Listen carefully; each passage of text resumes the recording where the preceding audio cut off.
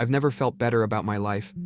Just finalized my divorce and now I'm in Vegas, ready to turn my millions into billions.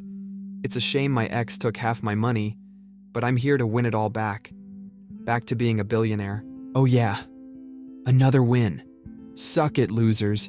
Here, my darling dealer, take $5,000 as a tip. Now let's get the next hand going. I'm on a hot streak. Unstoppable. Poker never lets me down. I've mastered the art of the game. I'm about to win again. Another straight flush. This time, I'll go all in. They'll either fold or lose it all. Everyone folds except for that woman. She's all in too. Oh well, her loss. I've got this. Wait. She has a royal flush. Oh shit. No way. I lost everything. In a split second, I lost my entire net worth. Not only that, I owe the casino millions in leverage and loans. I couldn't believe it. The bodyguards are well trained to handle losers like me. I begged and begged, desperate for a way out. And then, the owner of the casino offered a deal to avoid a prison sentence, on one condition. I begged over and over, but this was his only condition. He wanted me to pay it all back by working for him, as one of the showgirls. I had no choice but to accept, either that or spend years in prison. I signed the contract with a release clause, and before I knew it, a syringe was pushed into my arm by one of the bodyguards. I woke up groggy, lying on an operating table, doctors hovering over me. I woke up in a state of panic when I realized something was horribly wrong. I had breasts, and surgeries on my face and body had transformed me into someone unrecognizable, now indistinguishable from a real woman. My voice, my figure, my hair. It was all different. Every time I looked in the mirror, a beautiful girl stared back at me, someone I didn't even recognize. I was told that I willingly signed a contract to undergo these surgeries, and deep down, I knew I had. But the doctors weren't aware of my situation. It wasn't like I had a real choice. Returning to being a man was impossible now, and the doctors suggested I embrace my new life. But every part of me resisted. I now belonged to the casino. They owned me, and could do whatever they wanted with me until I paid off my debt, plus interest. I had a place to stay next to the casino, and a couple of girls were there to help me adjust to my new life. I stayed indoors for a while, hiding from the world. But eventually I stepped out in public, expecting mockery and judgment. Yet to my surprise, nobody seemed to care. In fact, some men even stared at me in ways that made me uncomfortable, their gazes lingering too long. I spent most of my time with the girls at the nearby shopping mall, where they took me to all the fancy stores to build a wardrobe for my new life. It felt surreal walking into a lingerie boutique and asking the saleswoman to show me different options, something I never imagined myself doing. Standing in the changing room, surrounded by women in delicate lingerie, I felt completely out of place as a couple of ladies measured my bust size and helped me slip into a lacy set. I wanted to resist, to remind myself who I really was, but I couldn't deny it. The fabric was soft, the fit was perfect, and it felt so good. After the adjustment phase, it was time to start my new job at the casino. I had no idea what was in store for me. The casino owner looked me over with a cunning smile and said, "From now on, your name is Casey." His words sent a chill down my spine. He gestured toward the back, where the changing rooms were. "The showgirls are waiting for you," he added, his tone making it clear that resistance was pointless. My heart pounded as I walked toward the door, knowing there was no turning back. Surrounded by beautiful showgirls, each introducing themselves with warm smiles and laughter, it felt like stepping into a dream.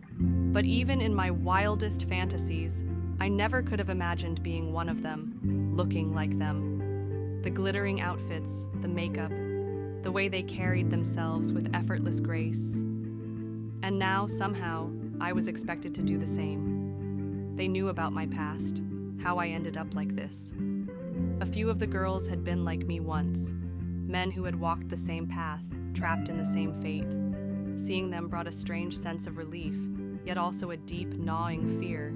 Would I truly become like them? Would I start looking, speaking, and acting as if I had always been this way? At the beauty parlor, surrounded by chattering ladies, I sat silently as my hairstylists worked on me. They giggled and teased, asking about my boyfriend, their voices dripping with playful curiosity. They called me pretty, cute, sexy, words that should have felt like mockery, yet somehow didn't. "Any man will be lucky to have you," one of them said with a wink. I forced a smile, but deep down, I felt like I was losing myself, piece by piece. Being a showgirl wasn't easy. I had to undergo 3 months of intense training, learning to walk, dance, and talk like them. Every movement had to be perfected, every gesture refined until there was no trace of the man I used to be. During the day, I worked as a waitress at the casino bar, navigating the endless sea of customers. At night, the girls trained me relentlessly, correcting my posture, my voice, my expressions. I never imagined waiting tables could be this exhausting, constantly on edge, feeling countless eyes on me. Some watched with unsettling hunger, others simply impatient for their drinks, but either way, I was always being watched. And in a place like this, there was no room for mistakes. Dressed in tight corsets and towering high heels, with the girls cheering me on, I stumbled again and again. My legs trembled, my balance wavered, and each fall sent a fresh wave of frustration through me. But I kept pushing forward, determined to perfect my posture, my steps, my movements. The girls clapped and encouraged me with every small victory, their support becoming my only source of motivation. Slowly, I started to find my rhythm, and for the first time, I felt a strange sense of accomplishment. Being around them, earning their approval, it felt rewarding in a way I couldn't quite explain. And then, at last, the moment arrived. I was finally ready to make my debut as a showgirl. I pranced around with my fellow showgirls, shaking my hips, swaying my body with practiced elegance, all to lure in passers-by and entice them into the casino. Dressed in glittering outfits, we posed for pictures with strangers, flashing perfect smiles for their cameras. As expected, I got hit on every 15 minutes. It was all part of the act, part of the job. Inside, we took to the stage, repeating our performance under flashing lights and blaring music. The audience, made up mostly of middle-aged and older men, sat transfixed. It was the only time they willingly abandoned their gambling tables, to gather, to watch, to stare at us with shameless hunger. Over the next few months, this became my life. I was a showgirl in every sense. I moved like a woman, spoke like a woman, even grew my hair out like one. I made new friends, built a new routine, and the man I used to be had completely vanished. There was no trace of him left. And I wasn't the only one who saw me as a real showgirl. One night during a performance, Diego Garcia, a famous Mexican millionaire, sat in the audience watching me with intense fascination. He became enamored, drawn to me in a way that sent whispers through the casino. But what shocked me the most was when he learned about my past. Instead of turning away, it only intrigued him further. The next evening, I found a note and a small package waiting for me in the changing room. His men had left it there, along with an address, an invitation to meet him in person. I was nervous, unsure, but the girls were thrilled. They encouraged me to go on the date, insisting that a man like Diego could change my life. He had power, influence, he could help me pay off my debts. But was I ready to date a man? I wasn't sure. But if I ever was, I doubted I'd find a better candidate than him. That red gown in the package left little doubt. Diego expected me to wear it for our date. Slipping into it, I felt the fabric hug my curves, a reminder of just how far I had come. With my heart pounding, I stepped out into the night, tiptoeing toward the meeting place. And there he was. Diego stood in a sleek black suit, his warm smile disarming me instantly. I couldn't believe I was actually doing this. He greeted me with a charming ease, leading me into conversation as if we had known each other forever. What shocked me most was that he already knew everything, my past, my debt, the life I had lost. And yet, here he was, still wanting to take me out. We spoke about our journeys, mine from billionaire to showgirl, his from poverty to power. He listened without judgment, making me feel seen in a way I never had before. Then, with a simple phone call, he did what I thought was impossible. My debt wiped clean. Just like that, I was free. And then came the choice. I could walk away, return to being a man, and struggle to rebuild my life from nothing. Or I could stay with him, embrace what I had become, and let him show me the world as his queen. My heart pounded as I made the first move. Our lips met with passion, sealing my decision. That night, in his mansion, I gave myself to him completely.